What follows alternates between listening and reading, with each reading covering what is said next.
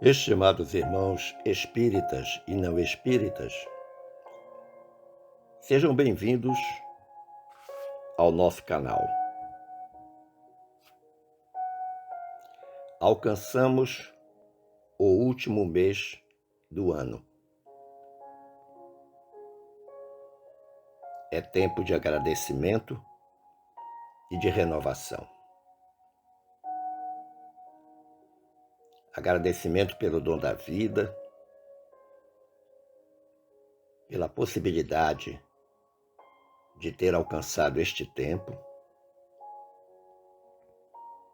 pela família, pelos amigos, pelo trabalho, pela renda, pela crença, pela fé, por maiores que tenham sido as dificuldades. O encerramento de um ciclo exige de cada um de nós um profundo agradecimento a Deus, nosso Pai e Criador.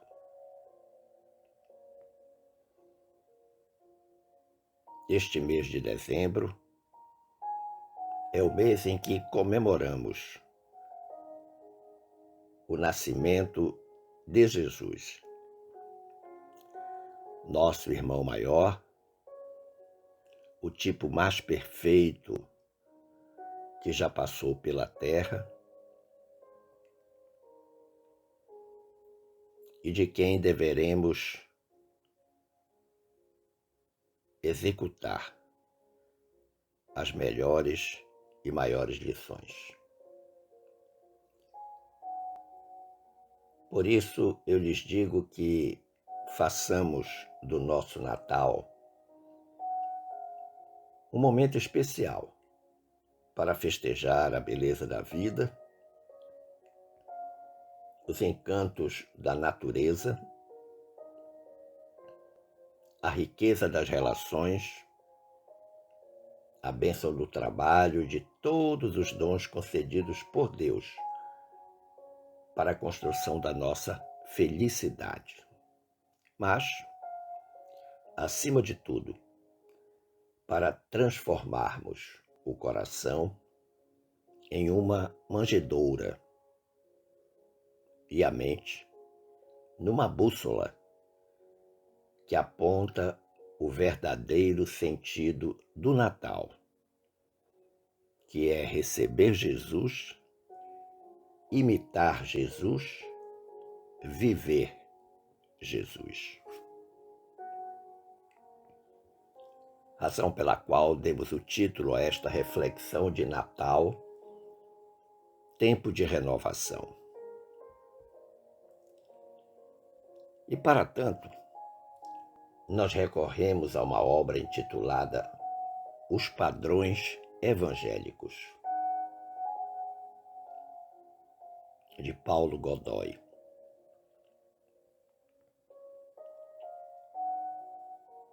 E o confrade faz uma belíssima reflexão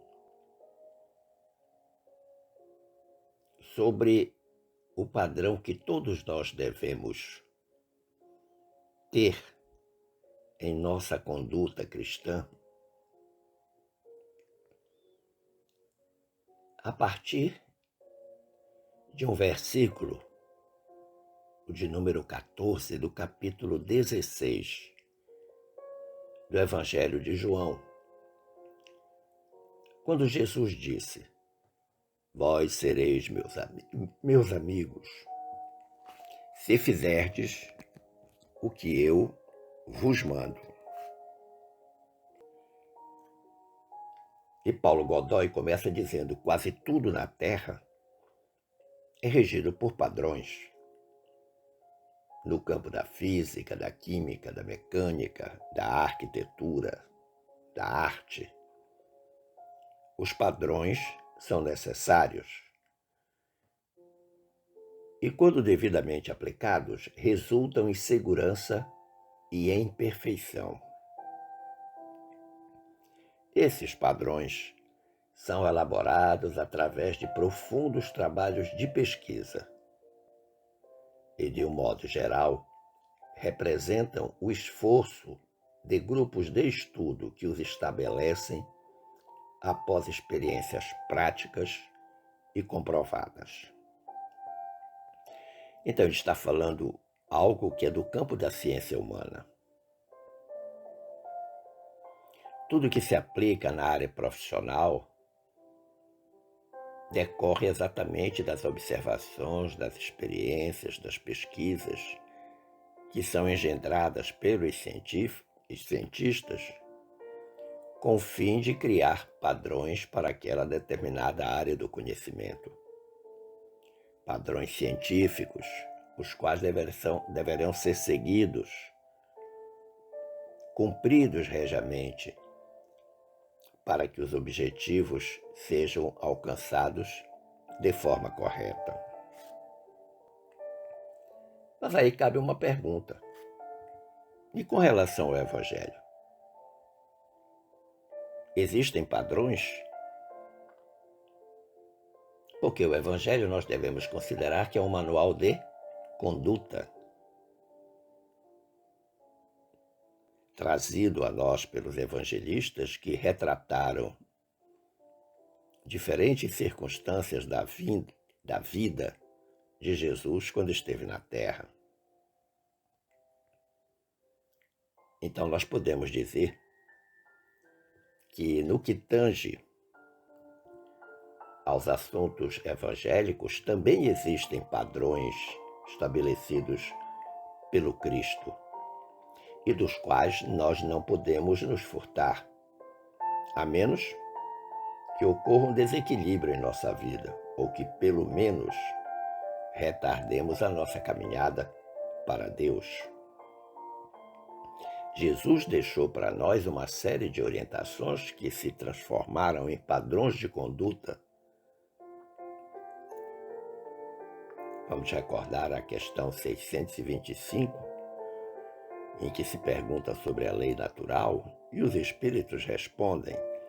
A questão 625 de O Livro dos Espíritos, que as leis divinas foram feitas por Deus para a felicidade do homem, e o homem só é infeliz quando delas se afasta. Ora, as leis de Deus foram executadas e testemunhadas por Jesus em sua passagem terrena, que as transformou em padrões de conduta para todos nós. Mas uma outra pergunta poderia ser feita, ou pode ser feita. E se esses padrões não forem cumpridos? E aí Paulo Godoy diz: da exata aplicação desses padrões resultam melhores ou piores consequências para a nossa alma. Ou seja, se fizermos as coisas certas, seremos felizes. Se fizermos as coisas erradas, seremos infelizes, claro. Em seu processo de reajustamento para com a justiça divina. A nossa existência terrena, ela busca sempre nós nos adequarmos e nos adaptarmos cada vez mais aos padrões da justiça de Deus. Os padrões estabelecidos pelo Cristo são normas que devem ser obedecidas em nossas provações terrenas. Nós estamos no planeta de provas e expiações. Então, seguramente, precisamos passar por uma série de provações, mas os padrões de conduta estão exatamente aí para favorecer esta nossa passagem pelas provações. E Paulo Godoy diz: da inobservância delas, das leis, dos padrões, surgem as expiações, muitas vezes danosas, e as quais acarretam um retardamento sensível em nosso processo evolutivo. Então, a rebeldia no cumprimento das leis de Deus, daqueles padrões de condutas oferecidos por Jesus para todos nós, vão resultar sempre consequências muito difíceis, desagradáveis, cheias de dor e sofrimento, e cuja pior das consequências é retardar a nossa evolução espiritual. Mas uma outra pergunta também poderá ou poderia ser feita. Que padrões são esses? O primeiro e principal padrão é o do amor a Deus sobre todas as coisas,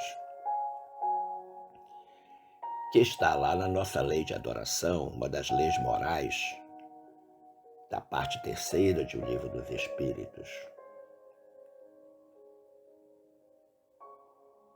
Nesse particular, ele próprio, Jesus, nos ensejou o exemplo, enaltecendo sempre a paternidade de Deus e demonstrando a sua submissão em relação ao Pai.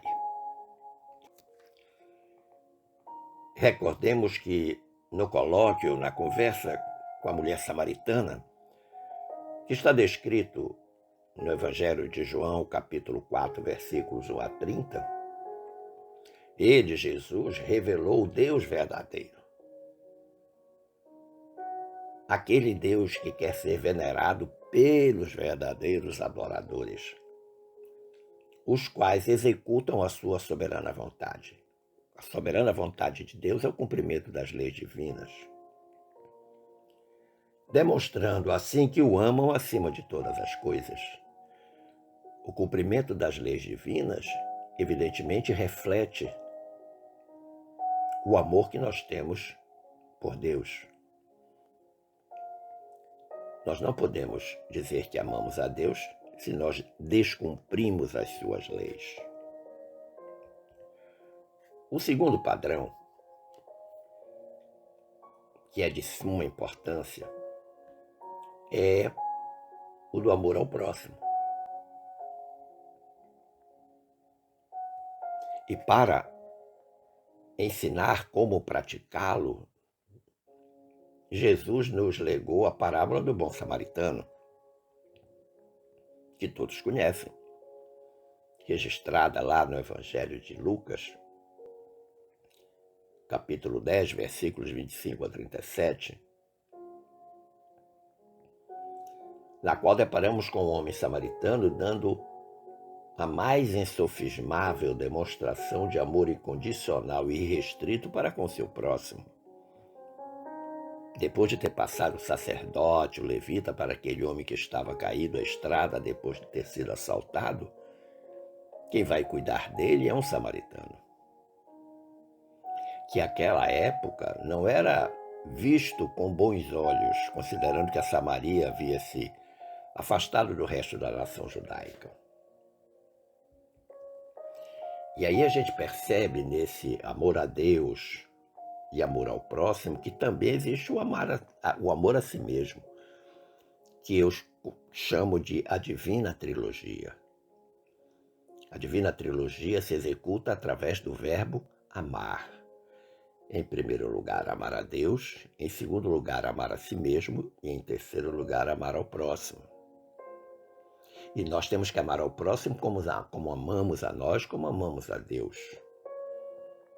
Como eu vou poder dizer que eu amo a Deus se eu não amo o meu próximo, se eu não amo a mim mesmo? Como eu poderei amar o meu próximo se eu não amar a Deus? Então essa trilogia, esses três amores estão perfeitamente interligados, são interdependentes. Podemos imaginar que é um banquinho de 3 pernas. Se eu tirar uma perna, eu não consigo sentar. Então eu preciso amar a Deus, eu preciso amar a mim mesmo, eu preciso amar ao meu próximo. Um outro padrão bastante significativo é o da prática do perdão. Então você percebe que esses padrões evangélicos que estão sendo apresentados, todos foram ensinados e praticados por Jesus. E nesse caso, desse padrão da prática do perdão, o mestre apelou para a parábola do credor incompassivo, descrita em Mateus capítulo 18, versículos 23 a 35, onde deparamos com um rei que deliberou perdoar os débitos de uma pessoa que lhe devia uma grande quantia, A fim de consolidar melhor a fórmula adequada para a aplicação desse padrão, Jesus asseverou a Pedro que devemos perdoar nosso irmão não 7 vezes, mas 70 vezes 7. Então, 2 lições importantes apresentadas por Jesus. Na parábola do credor incompassivo e na resposta que ele deu a Pedro quando Pedro lhe perguntou quantas vezes devemos perdoar o nosso irmão. Ora, aquele rei que havia perdoado a pessoa que lhe devia, quando a pessoa sai da frente do rei e encontra alguém que deve para ela, agride a criatura, exige que ela lhe pague tudo sob pena de mandar prendê-la. E os que viram a circunstância voltam ao rei, relatam o fato, bom, e o resto da parábola todos conhecem. A fim de nos ensinar o padrão do resguardo da avareza e do egoísmo, ele, Jesus, nos ensinou a parábola do rico e de Lázaro, dando uma amostra das agruras que aguardam aqueles que não observam os padrões que regem a posse transitória dos bens terrenos e o mau uso das riquezas terrenas.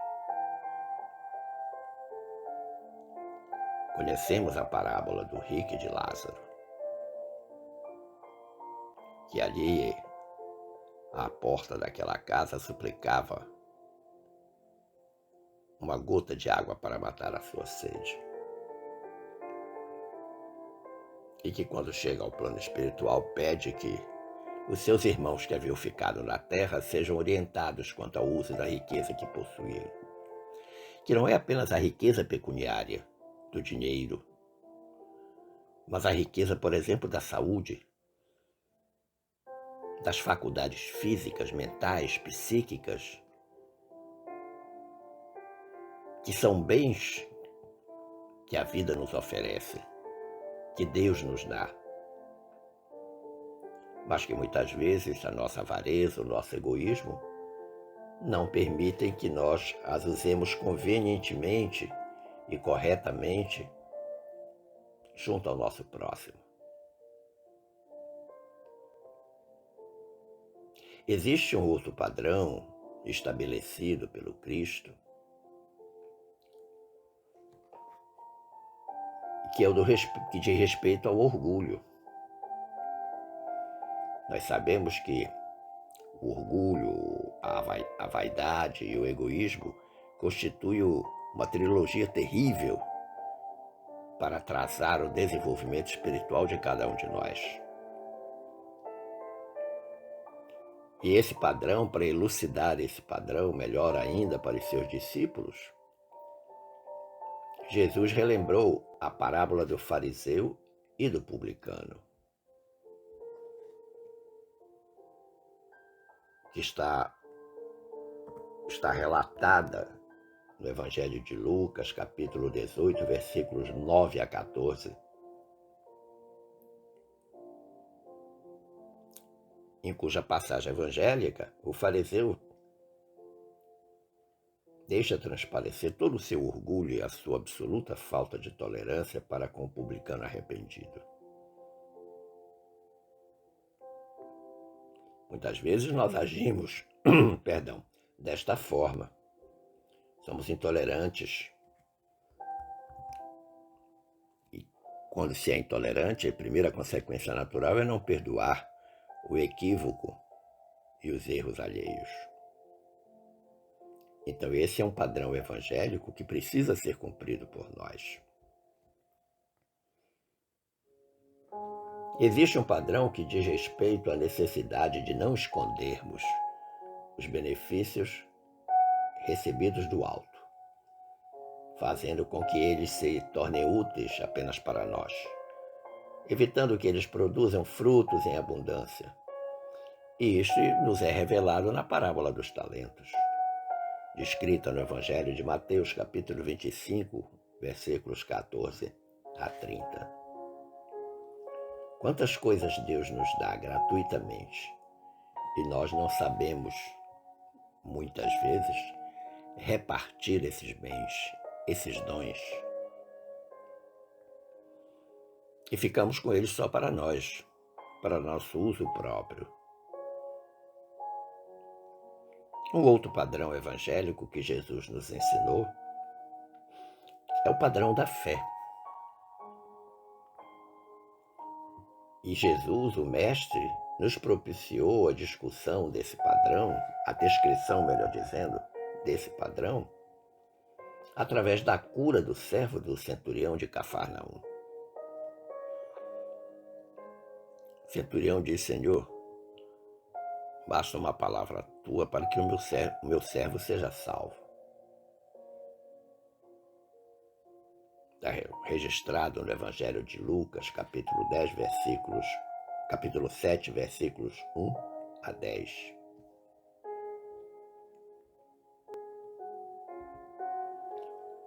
Um outro padrão evangélico que nós devemos seguir é o padrão da lealdade. Nós precisamos ser leais conosco mesmo e com os nossos irmãos.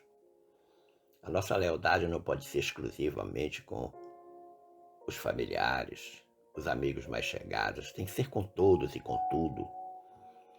Lealdade aos nossos princípios, aos nossos valores éticos e morais. Precisamos ser leais ao Evangelho de Jesus. Precisamos ser leais às pessoas que estão em torno de nós.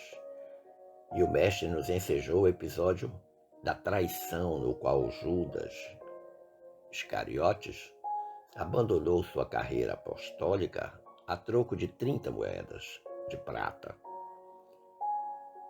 Relatado em Marcos capítulo 14, versículos 43 a 51. Quantas vezes nós já fomos Judas em nossa existência? Quantas vezes nós fomos desleais para com as leis divinas, para com o nosso amigo Jesus?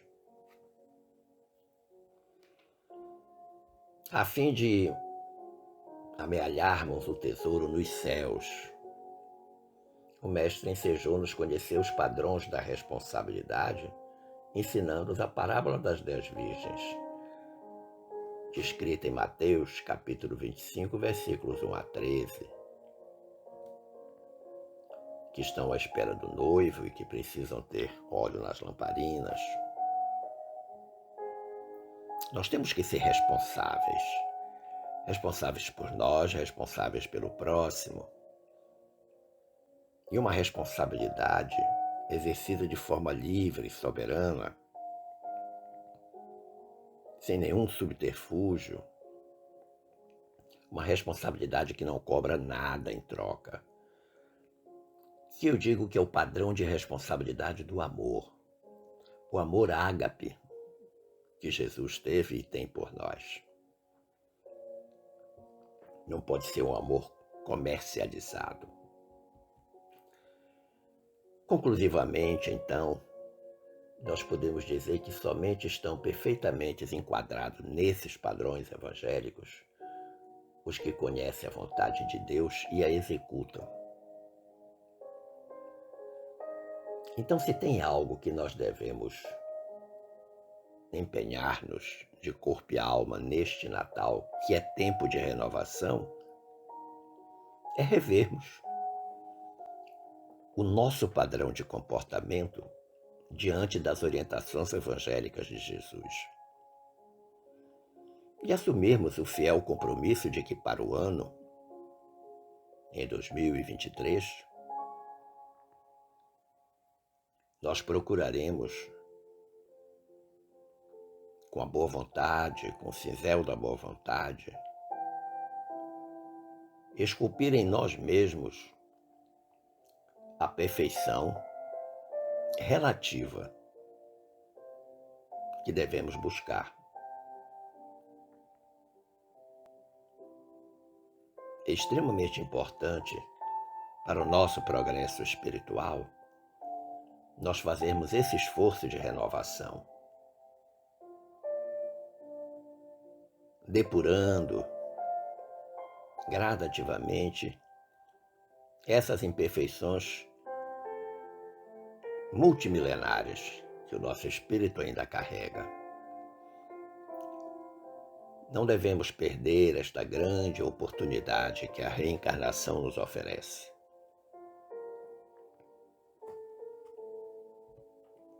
Agradecendo o carinho da atenção e das boas vibrações, eu lhes desejo um Natal pleno de Jesus e um Ano Novo repleto de grandes experiências crísticas. Até para o ano, se Deus quiser, e Ele há de querer. Muito obrigado e um forte abraço.